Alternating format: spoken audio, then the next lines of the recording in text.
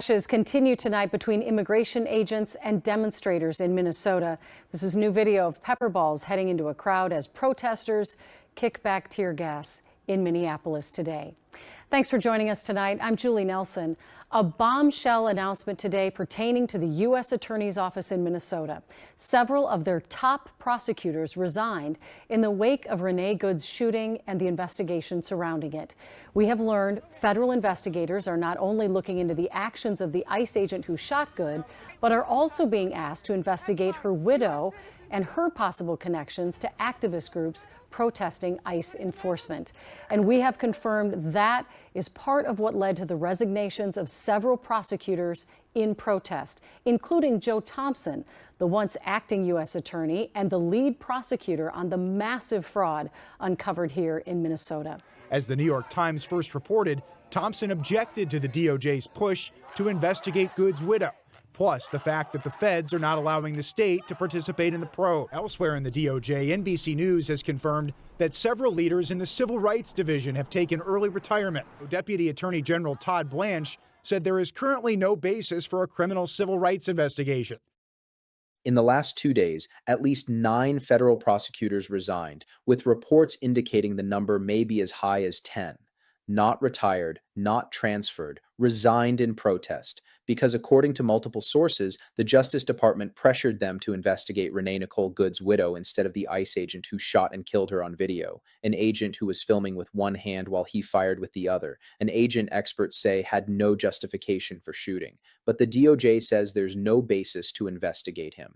Instead, sources describe demands that prosecutors investigate the woman he killed and the widow she left behind. And when career prosecutors with decades of experience said no, they walked away. Here's what they refused to do and why their resignations just exposed the entire cover-up. Let's establish what actually happened on January 7th, because understanding why 10 prosecutors quit requires understanding what the Justice Department is covering up. Renee Nicole Good and her wife Becca were in their car in Minneapolis when they spotted an ICE operation. They'd been monitoring federal immigration enforcement, which is completely legal. Renee decided to drive closer to observe and document what was happening. Becca got out to film. As Renee drove slowly through the area, ICE agent Jonathan Ross approached her vehicle. Ross had his personal cell phone in one hand, filming the encounter, his service weapon in the other hand. And according to the video Ross himself recorded, he shot Renee Nicole Good while simultaneously filming her. Renee's last words, captured on Ross's own video, were, "I'm not mad at you." She was peaceful, cooperative, not threatening. Ross shot her anyway. She died from the gunshot wound. And within hours, before any investigation had even begun, DHS Secretary Kristi Noem called it an act of domestic terrorism, said Good was weaponizing her vehicle, attempting to run over law enforcement officers. President Trump called Renee and Becca professional agitators being paid to observe ICE, said Renee was, at a very minimum, very, very disrespectful to law enforcement, suggesting that disrespect could somehow justify her killing. J.D. Vance said she was brainwashed. The federal government's narrative was set before the facts were even examined. Then the video came out. Ross's own cell phone footage, released on Friday, January 9th. Millions of people watched it. They saw what actually happened. They saw an agent filming with one hand and shooting with the other. They saw no threat that would justify deadly force. CNN commissioned a 3-dimensional analysis of the scene that systematically debunked every single claim DHS made. Good wasn't blocking Ross. He wasn't fearing for his life. He wasn't run over. Minneapolis Mayor Jacob Frey watched the video and called the federal government's claims bullshit. Use of force experts Jeff Alpert and John Gross reviewed the shooting and said there was no justification. This wasn't a split-second decision in a chaotic situation. This was an agent who had time to pull out his phone, start recording, and then decided to shoot. And the country responded. Over the weekend of January 10th and 11th, more than 1,000 protests erupted nationwide. Tens of thousands marched in Minneapolis alone, filling the streets outside the Bishop Henry Whipple Federal Building, where ICE has its command center. Protests documented in Texas, Kansas, New Mexico, Ohio, Florida, New York, Oregon, Illinois, California. This wasn't just a Minneapolis story anymore. People were organizing under the hashtag Justice for Renee Good, coordinating through networks calling themselves Ice Out. A week after the shooting, the protests haven't faded. They've grown. Schools in Minneapolis remain closed through February 12th because the community is in crisis. Tens of thousands of students affected.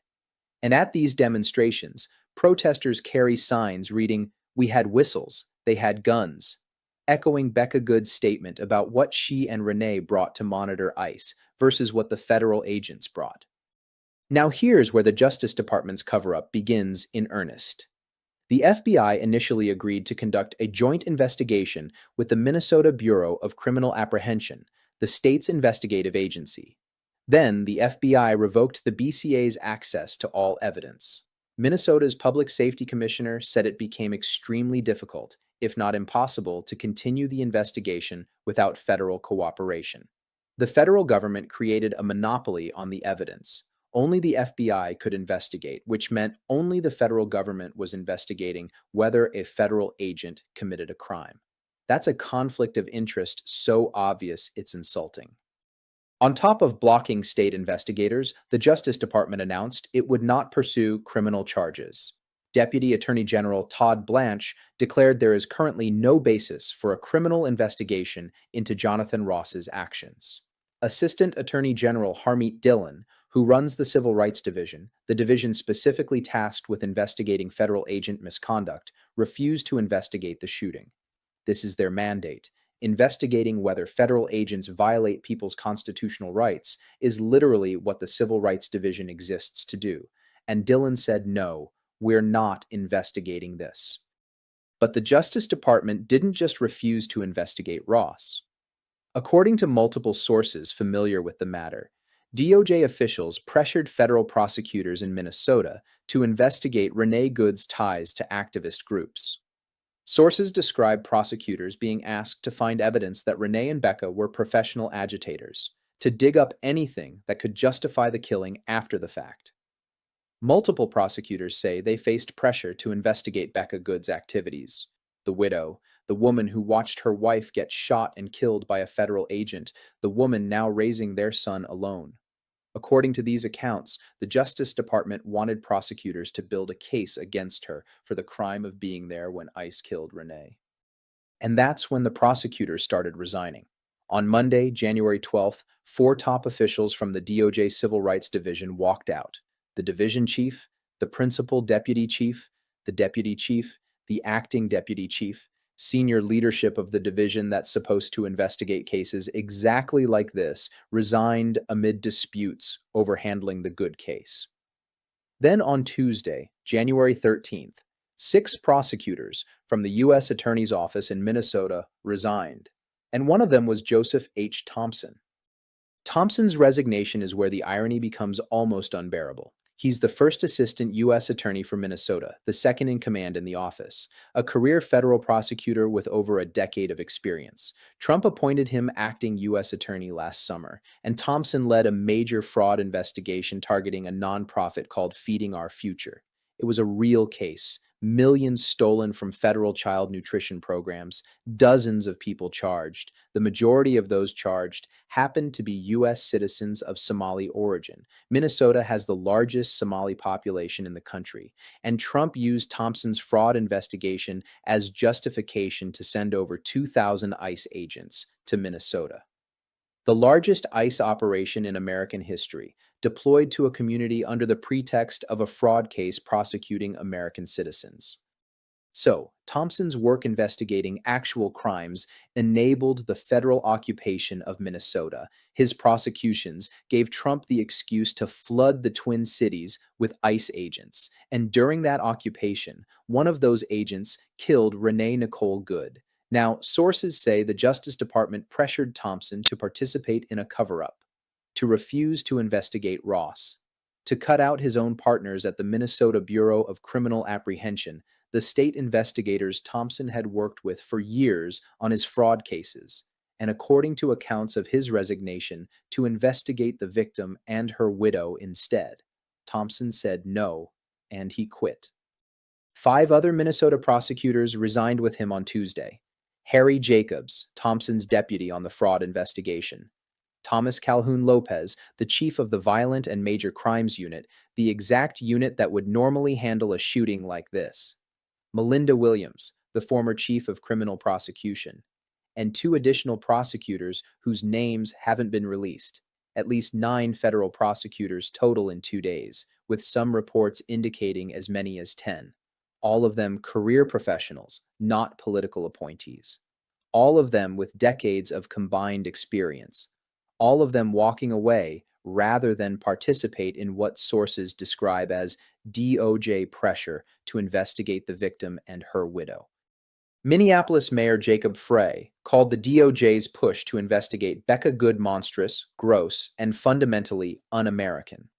He pointed out that these resignations create a major problem because these prosecutors were leading fraud investigations statewide. The work that keeps communities safe is being disrupted because the Justice Department is more interested in protecting a federal agent and persecuting his victim's family than in actual law enforcement. Frey said it proves the federal crackdown is politically motivated, not geared towards public safety, fighting crime, immigration, or fraud. Minnesota Governor Tim Walz, who just months ago was running for vice president, called Thompson a principled public servant who spent more than a decade achieving justice for Minnesotans. He said Thompson's resignation is a huge loss for the state and the latest sign that Trump is pushing nonpartisan career professionals out of the Justice Department, replacing them with his sycophants. Senator Amy Klobuchar, who serves on the Senate Judiciary Committee that oversees the Justice Department, called the resignations a loss for the state and for public safety. She warned that prosecutions should not be driven by politics, which is exactly what's happening when you refuse to investigate a killing caught on video while demanding prosecutors build a case against the victim's widow. Minneapolis Police Chief Brian O'Hara noted the painful irony that Thompson, whose fraud investigation was used to justify the ICE surge, resigned over the government's handling of Good's case. The prosecutor who built Trump's justification for sending ICE to Minnesota couldn't stomach what ICE did when they got there. And while at least 9 prosecutors were resigning in protest, while tens of thousands continued protesting in the streets, while over 1,000 demonstrations erupted nationwide, the Justice Department's target list became even clearer. Sources say they're not just investigating Becca Good. They're investigating anyone who dares to monitor ICE operations. Good and Becca brought whistles to alert the community when ICE was conducting raids. The federal government brought guns. Now, sources describe prosecutorial pressure being used to send a message. If you watch us, if you document what we do, if you try to hold us accountable, we'll investigate you. We'll call you professional agitators. We'll suggest you deserved what happened. And if you're killed, we'll investigate your surviving family members. The chilling effect is obvious and intentional. But here's what's also happening. Despite that chilling effect, the protests are growing, not shrinking. The weekend after Good was killed saw over 1,000 protests nationwide, tens of thousands marching in Minneapolis. By the following weekend, the numbers hadn't dropped. People kept showing up. Some brought whistles to the demonstrations, the same whistles Good had when she was killed, turning a symbol of her murder into a symbol of resistance. A large bird puppet from In the Heart of the Beast Theater led marches through Minneapolis. Protesters targeted the hotels where ICE agents are staying, making it clear that the community knows who's in their city and what they're doing. There were 30 arrests in Minneapolis on Friday night for property damage out of tens of thousands participating. That's 99.9% peaceful protest. In Portland, hundreds gathered on Thursday night at the ICE building in City Hall. 6 arrests there. Portland had its own shooting the same day as Good's killing. Border Patrol agents shot 2 people, used the same weaponized vehicle excuse. So Portland was protesting both. Social media became an organizing tool. Justice for Renee Good trended for days. The ICE Out network coordinated actions across state lines. Ross's cell phone video was viewed millions of times after its release. Undeniable visual proof driving public anger. And yes, there are extreme voices. Some social media posts called for armed resistance, for retaliation against ICE agents and federal buildings. Those are minority voices, not representative of the tens of thousands peacefully marching, but they reflect the rage that comes from watching someone killed on video while the government refuses to investigate and targets the victim's family. Meanwhile, the movement is building infrastructure, bail funds for arrested protesters, legal observer networks documenting ICE raids, know your rights trainings, mutual aid networks supporting Good's family and terrorized communities, churches offering sanctuary. This isn't a flash protest. This is a movement building capacity for sustained resistance. The Justice Department's three demands to prosecutors, according to those who resigned, were simple and indefensible. First, don't investigate Jonathan Ross. Ignore the video showing him filming while shooting. Ignore the expert testimony saying there was no justification. Ignore the mayor who watched the footage and called federal claims lies. Just declare there's no basis for investigation and move on. Second, according to prosecutor accounts, investigate Renee Good instead. Find ties to activist groups. Build a case that she was a professional agitator being paid, even though Trump has presented zero evidence for that claim. Dig up anything that could retroactively justify killing her. Turn the victim into the criminal. Third, sources say prosecutors faced pressure to investigate Becca Good. She's the widow. She was in the car with Renee. She got out to film. She tried to warn Renee to drive when she saw ICE approaching. Now she's raising their son alone. And according to multiple prosecutors, the Justice Department wanted them to build a criminal case against her. For what? For being there when her wife was killed? For filming a federal operation, which is constitutionally protected? For being an activist? Mayor Frey was right to call it monstrous. It's the kind of thing authoritarian governments do. You kill a dissident, then you prosecute their family to send a message to everyone else. Joseph Thompson looked at those three demands, according to sources familiar with his decision, and said no to all of them. He opposed DOJ's refusal to investigate Ross. He opposed cutting out the Minnesota Bureau of Criminal Apprehension, the state investigators who were his partners on major cases for years. He opposed what sources describe as pressure to investigate Good's widow. And when the Justice Department wouldn't back down, he resigned.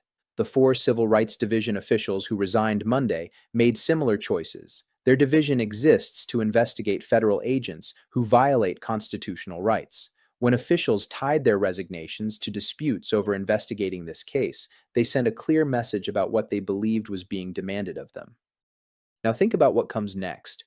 Trump will replace these prosecutors with loyalists, people who will likely do what Thompson refused to do. The new prosecutors may investigate Becca Good.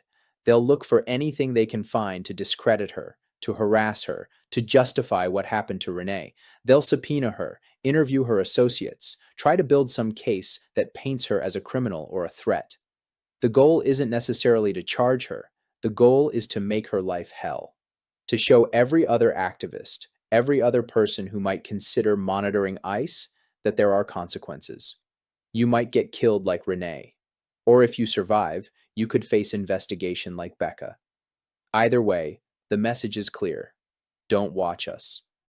Meanwhile, Jonathan Ross will face no federal charges. Deputy Attorney General Todd Blanche already announced there's no basis for investigation.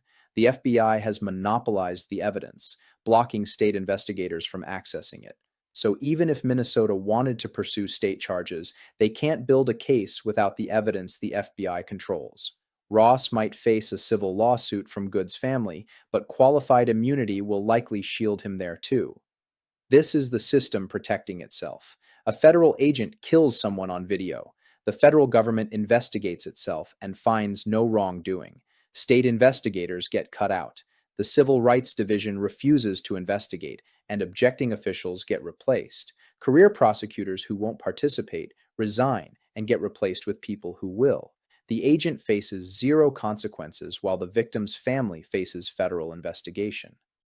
The fraud case that Joseph Thompson prosecuted was real. People actually stole millions from programs meant to feed children. Thompson charged them appropriately. But Trump weaponized that real case, using it to justify sending 2,000 ICE agents to Minnesota's Somali community. Turned a fraud prosecution into a pretext for federal occupation. During that occupation, an agent killed Renee Good. Now, sources say the Justice Department demanded that prosecutors who know what happened participate in covering it up and going after the victim's family instead. And Thompson, who started this chain with his legitimate fraud case, refused to complete the circle. He wouldn't let his office be used to persecute Good's widow, so he walked away from his career. Governor Walz said Trump is pushing nonpartisan career professionals out of the Justice Department and replacing them with sycophants. That's exactly what's happening. These aren't political appointees. These are career prosecutors who've worked under multiple administrations. Thompson was appointed acting U.S. attorney by Trump himself last summer. He wasn't some resistance figure. He was doing his job prosecuting fraud. But when sources say the Justice Department demanded he participate in something indefensible, he chose principle over paycheck, and at least 9 other prosecutors made similar choices in the same 2 days. That's unprecedented, the largest resignation protest from DOJ prosecutors since the Eric Adams indictments were dropped. At least 9 in 2 days, possibly 10, all over the same case, all refusing similar demands. That's not normal turnover. That's a crisis of legitimacy. When your own prosecutors publicly resign rather than do what sources say you're asking, you've crossed a line. And the prosecutors knew their resignations would be public, would be news, would send a message. They could have quietly transferred, requested reassignment, found some face-saving way to exit. Instead, they quit in protest, knowing it would expose what sources describe as Justice Department pressure. Senator Amy Klobuchar warned that prosecutions should not be driven by politics. But that's exactly what this is. A political decision not to investigate a federal agent who killed someone on video. A political decision to investigate the victim and her widow instead. A political decision to use prosecutorial power, not for justice, but for cover-up and intimidation. And career prosecutors recognized it for what it was and refused to participate. Their resignations are an indictment of the Justice Department, more damning than anything they could have written in a legal brief. The protests will continue, the organizing will expand, the infrastructure being built, the bail funds and legal observer networks and mutual aid systems that doesn't disappear when the news cycle moves on. A week after Renee Good was killed, tens of thousands are still marching. Over 1,000 protests nationwide, community members bringing whistles to demonstrations in Renee's memory, people monitoring ICE operations despite knowing what happened to Renee because someone has to document what federal agents are doing. That's courage. And now they have validation from an unexpected source. The prosecutors who resigned are telling them they're right. Sources describe a cover-up. The reported pressure on Becca Good is indefensible. The refusal to investigate Ross appears politically motivated. When at least 9 career federal prosecutors confirm what activists have been saying in the streets, that carries weight. These aren't radicals. These are the people who prosecute fraud and violent crime for a living. They know what accountability looks like. They know what justice requires, and they're saying the Justice Department is doing the opposite. Joseph Thompson led a fraud investigation that resulted in dozens of charges. That work mattered. It held people accountable for stealing from programs meant to help children. But Trump took Thompson's work and twisted it into justification for a massive ICE operation targeting the community where that fraud occurred. And during that operation, an agent killed someone. Thompson could have stayed quiet, could have followed orders, could have investigated the widow like he was told. His career would have continued. He'd keep his position, his salary, his status. Instead, he walked away because some things you can't do and still look at yourself in the mirror. Investigating a grieving widow while protecting the agent who killed her wife is apparently one of those things for Joseph Thompson and 9 other prosecutors. The Justice Department will replace them. The new prosecutors will do what Thompson refused. Becca Good will be investigated, harassed, pressured.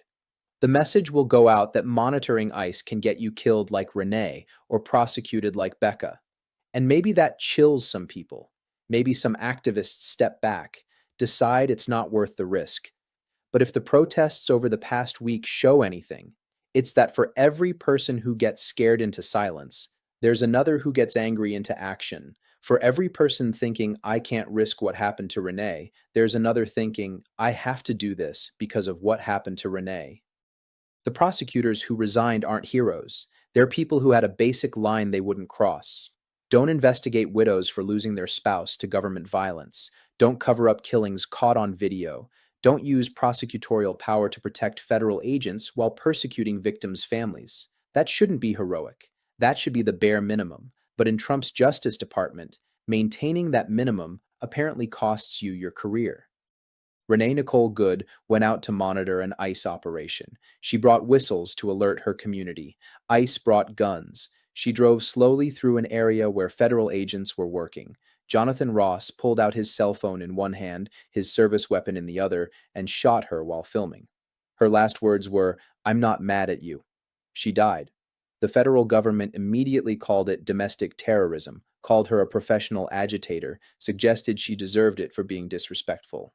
Then the video came out and proved the federal claims were lies. And instead of investigating the agent, sources say the Justice Department pressured prosecutors to investigate the victim and her widow. At least 9 prosecutors, possibly 10, said no. They resigned in protest. Sources describe a cover-up that collapsed from within. And across the country, tens of thousands are marching, organizing, building the capacity for sustained resistance. This is what accountability looks like when the system refuses to provide it. People in the streets, prosecutors walking away rather than participate in what they describe as persecution, infrastructure being built to support those who resist, and a widow named Becca Good who lost her wife and now reportedly faces federal investigation for the crime of being there when ICE killed her, becoming a symbol of everything wrong with how power protects itself in this country. Sources say the Justice Department wanted to investigate her in secret, use prosecutorial power to harass her quietly. The prosecutors who resigned made sure everyone knows. And now Becca Good's name, like Renee's, becomes part of the record of this moment. The government killed one, and sources say tried to prosecute the other. The prosecutors refused to help, and the rest of us are watching. Thanks for spending a few minutes digging into this with me. If you want more grounded, progressive commentary without the outrage bait, subscribe and stick around. Every time you watch, share, and engage, it helps build a community that believes democracy is worth understanding and defending. I'll see you in the next video.